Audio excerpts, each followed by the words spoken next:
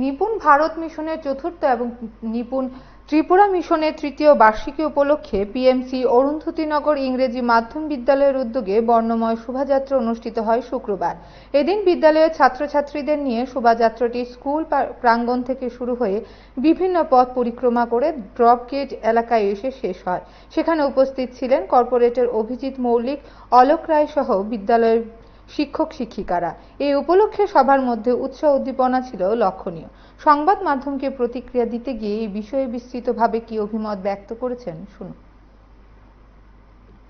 আজকে আমরা PMC Arundhatinagar English medium স্কুলের পক্ষ থেকে নিপুণ ত্রিপুরার 3rd ইউনিভার্সিটি এবং নিপুণ ভারতের 4th ইউনিভার্সিটি যে অনুষ্ঠান, সেই অনুষ্ঠান এখানে উদযাপন হবে।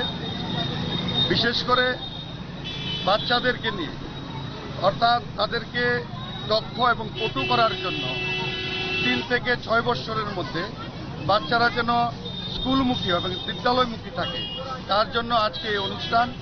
এই অনুষ্ঠানে আমাদের মধ্যে উপস্থিত রয়েছেন ডিস্ট্রিক্ট এডুকেশন অফিসার, রয়েছেন এলিমেন্টারি এডুকেশনের ওএইচডি অভিজিৎ সমাজপতি, আছেন আমাদের south zonal chairman Shri Abhijit Mallick মহোদয়, উপস্থিত আছেন 39 নম্বর ওয়ার্ডের কর্পোরেটর শ্রী অলোক রায় মহোদয় এবং উনি আমাদের স্কুলের এসএমসি কমিটির চেয়ারম্যান।